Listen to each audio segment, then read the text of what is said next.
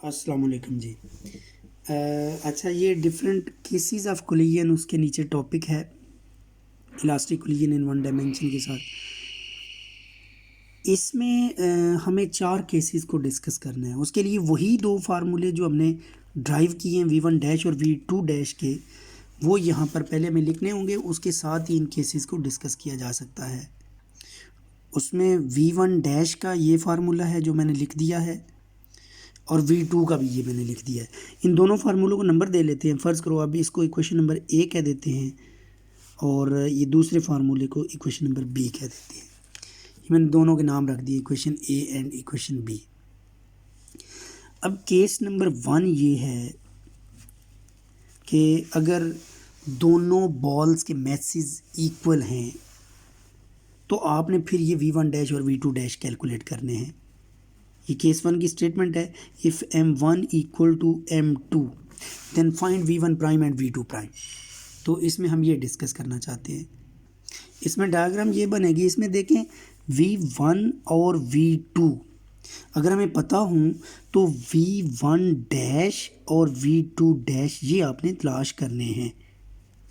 Condition ये है कि अगर मैसेज इक्वल है, M1 और M2 इक्वल हैं, तो हम ये साबित कर देंगे V1 डैश का आंसर आ जाएगा V2 और V2 डैश का आंसर आ जाएगा V1। अच्छा, इसके मीनिंग्स ये बनते हैं कि देखिए अगर V1 की वैल्यू 10 है और V2 की वैल्यू 8 है तो कोलिजन के बाद पहले बॉल की वेलोसिटी 8 हो जाएगी और दूसरे की 10 हो जाएगी, यानी वेलोसिटीज इंटरचेंज हो जाएंगी। जो पहले बॉल की वेलोसिटी थी ना वो दूसरे को मिल जाएगी और जो दूसरे की थी वो पहले को मिल जाएगी। इसको हम कहते हैं वेलोसिटीज आर इंटरचेंज्ड। इसको आप ये साबित भी कर सकते हैं। हमारी बुक में वैसे साबित नहीं किया हुआ, उन्होंने बस ये लिखा है V1 डैश का आंसर V2 आ जाएगा, यानी जो इधर आंसर था ना V2 का कोलिजन से पहले M2 का, वो V1 डैश का हो जाएगा और V2 डैश का आंसर आ जाएगा V1। तो वैसे अगर हम इसको साबित करना चाहें तो हम वो जो इक्वेशन नंबर A और B मैंने नाम रखे हैं उसमें ये वैल्यू पुट कर दें, from equation A and B। A और B में बस ये वैल्यू पुट कर दें, put M1 equal to M2 equal to M, यानी जहाँ जहाँ M1 M2 है वहाँ पर M लिख दें। तो फिर V1 डैश का आंसर हम दोबारा लिखते हैं। V1 डैश का आंसर बन जाएगा, वो था M1 माइनस M2, तो अब आ जाएगा M minus M over M plus M into V1, और दूसरी टर्म थी 2M2 तो उसको लिख देंगे 2M over M plus M into V2। तो अब देख सकते हैं ये M माइनस M ज़ीरो हो जाएगा, सारी टर्म को ज़ीरो कर देगा, और ये 2M है, नीचे M प्लस M को भी 2M ही कहते हैं, तो ये पूरा 2M ही बन रहा है। ये 2M से कैंसिल हो जाएगा, बाकी सिर्फ V2 बच जाएगा। सो V1 डैश का आंसर बन जाएगा V2, जो कि हमने ऊपर डायरेक्ट भी लिखा है क्योंकि वेलोसिटीज़ ने इंटरचेंज होना है। इसी तरह दूसरी इक्वेशन में अगर वैल्यू पुट कर देते हैं तो V2 डैश का आंसर आ जाएगा जो कि 2M over M plus M आ जाएगा पहली टर्म इंटू V1, और सेकेंड टर्म आ जाएगा M minus M over M plus M into V2। अब ये सेकेंड टर्म में M माइनस M आ जाएगा क्योंकि इक्वेशन नंबर B में सेकेंड टर्म में M2 माइनस M1 था, तो ये सेकेंड ज़ीरो हो जाएगी और ये 2M और ये 2M कैंसिल हो जाएंगे, इधर V1 बच जाएगा प्लस ज़ीरो। तो V2 डैश का आंसर आप देख सकते हैं V1 आया है और V1 डैश का आंसर आया है V2। तो इसका रिज़ल्ट नीचे लिखा जा सकता है कि वेलोसिटीज़ आर इंटरचेंज्ड। ये मैंने नीचे रिज़ल्ट लिख दिया है, इफ़ मैसेज आर सेम यानी M1 equal to M2 then velocities are interchanged after collision. अच्छा, मैंने M1 M2 को M पुट किया है, आप चाहें तो दोनों को M1 कह लें, दोनों को M2 कह लें या दोनों को M कह लें, कोई एक सिचुएशन यूज़ की जा सकती है। इसी तरह केस 2 को हम डिस्कस कर सकते हैं। ये केस 1 यहाँ तक कंप्लीट हो गया। केस 2 ये है, वो भी बिल्कुल केस 1 की डुप्लीकेट उसकी फ़ोटोकॉपी है। उसमें कहता है if M1 equal to M2 and V2 equal to 0, यानी पहली कंडीशन तो सेम वही रखी उसने, M1 M2 इक्वल है, और दूसरी एक और ऐड कर दी कि V2 0 है। देखो इसका कोई फ़र्क नहीं पड़ेगा, ये तो हमने साबित कर दिया है कि जब भी M1 M2 इक्वल होंगे वेलोसिटीज़ में इंटरचेंज होना है। अब भी ऐसे ही होगा कि V1 डैश का आंसर और v2 डैश के आंसर आप निकालोगे, जबकि दो आंसर्स हमें पता हैं, ये जो ऊपर दिए हुए हैं v1 और v2 उनके हमें पता है आंसर, उनकी मदद से v1 डैश और v2 डैश ढूंढने। तो आप देखो कि v1 डैश का आंसर v2 आ जाएगा और v2 डैश का आंसर v1 आ जाएगा, यानी इसमें भी वेलोसिटीज ने इंटरचेंज होना है।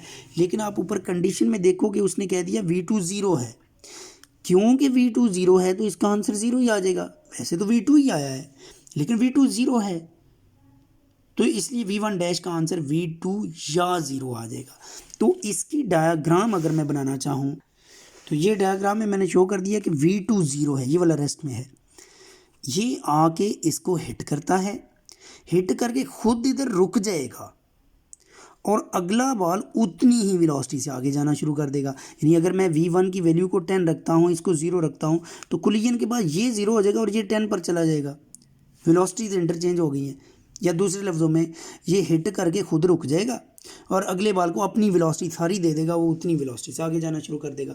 इसको भी आप प्रूव करना चाहें तो कर सकते हैं। तमाम केसेस को प्रूव करना सिलेबस में नहीं है, ये ऑप्शनल होता है, आपका कॉन्सेप्ट क्लियर करने के लिए मैं प्रूव करवा रहा हूँ, वरना पेपर में आप इनको डायरेक्ट ही लिखते हैं। ये कोई लॉन्ग क्वेश्चन नहीं पेपर में आता, ये शॉर्ट के और MCQs के तौर पर ये चीज़ें पूछी जाती हैं।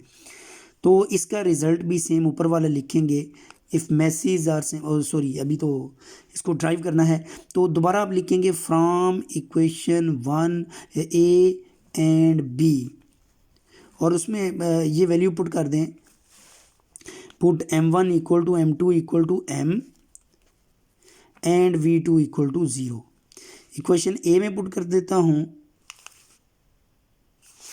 तो आंसर आ जाता है A से v1 डैश का, जो कि आंसर में वैल्यू पुट कर देता हूँ दोबारा, तो ये m minus m over m plus m into v1, और सेकेंड टर्म क्योंकि v2 0 है तो वो जो भी सेकेंड टर्म है उसमें क्योंकि v2 ने 0 होना है तो उसने सबको 0 कर देना है। ये देखिए ना फार्मूला जो, ओहो ये फार्मूले में भी गलती हुई है, ये फार्मूला नंबर A जो है उसमें यहाँ पर v2 आना है, ये v2 है। तो जब आप इस v2 को 0 कर देंगे तो ये तो सारी टर्म 0 हो जाएगी, दूसरी इक्वेशन में भी ये v2 0 है तो ये सेकंड टर्म 0 हो जाएगी। तो इन फार्मूलों में सेकंड टर्म 0 हो जाया करेगी जब आपने v2 को 0 कर देना है।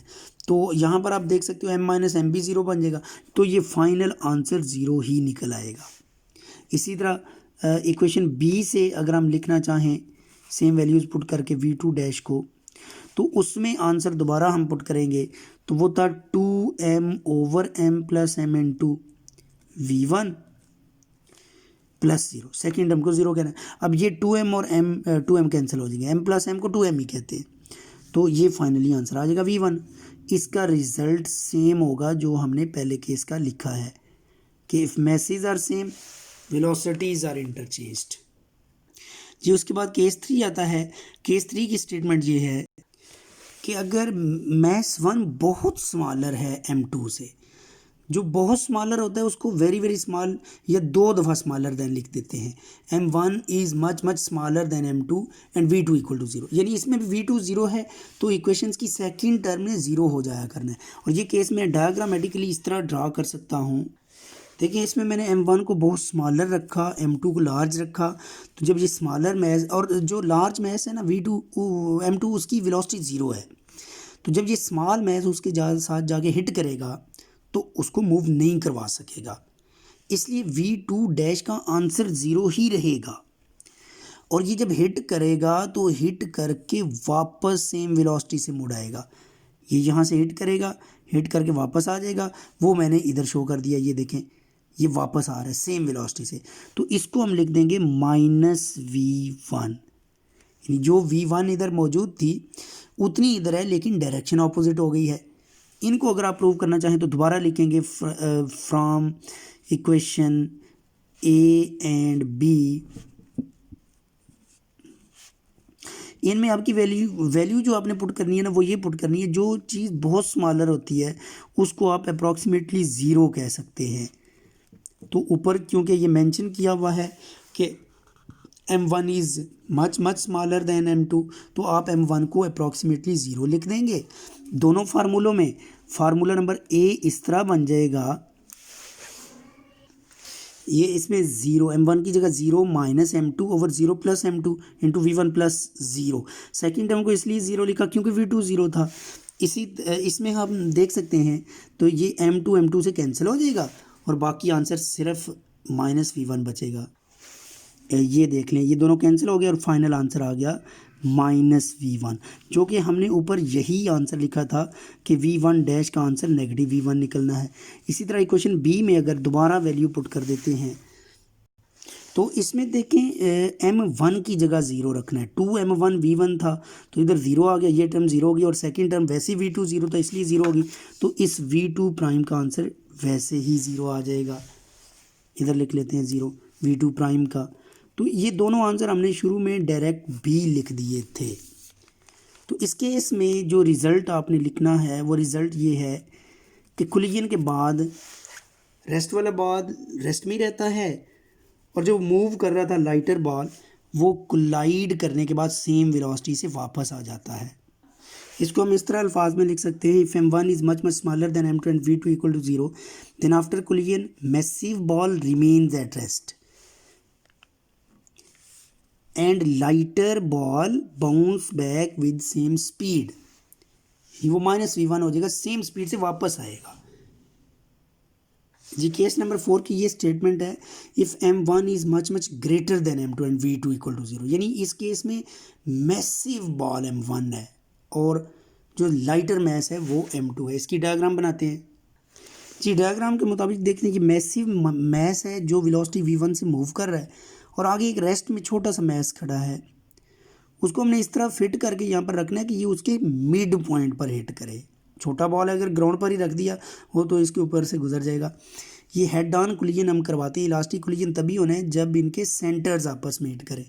तो आपने कोई ऐसी अरेंजमेंट लगा लेनी होती है कि ये यहाँ पर हो कि उसके सेंटर में हिट करे।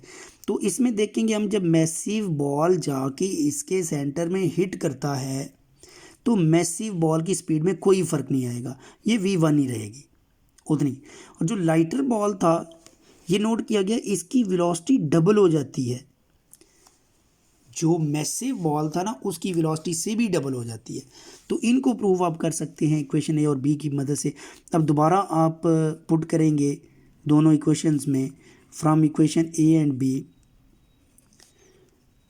पुट जो स्मॉलर इसमें है m2 is approximately equal to 0 and v2 equal to 0। तो हम पहले इक्वेशन ए से लिखते हैं आंसर। इक्वेशन ए से देखें, आपने m2 को 0 कर दिया है, m1 minus 0 m2 plus m1 plus 0 denominator में, और सेकेंड टर्म वैसे ही 0 थी।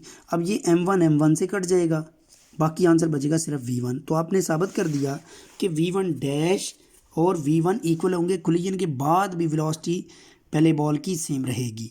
तो इसमें इक्वेशन बी में वैल्यू पुट कर देते हैं, तो m2 की जगह 0 लिखना, तो वो सिर्फ डिनोमिनेटर में आएगा। यहाँ पर ये 2m1 over m1 plus 0 into v1 plus second term 0 हो जाएगी, तो ये m1 से कट जाएगा और आंसर बनेगा इसका 2v1 जो कि डबल है। v1 से डबल आंसर हो गया v2 प्राइम का। इसका भी रिज़ल्ट नीचे लिख देंगे। रिज़ल्ट में हम लिखेंगे कि जो मैसिव बॉल है वो कंटिन्यू रहेगा सेम वेलोसिटी से जाना, जबकि लाइटर मैस डबल वेलोसिटी से मूव करेगा। ये मैंने इसका रिज़ल्ट लिख दिया है कि m1 is much greater than m2 and v2 equal to 0 then after collision massive ball moves with same velocity and lighter ball moves with double velocity with respect to the massive. Okay जी, lecture over.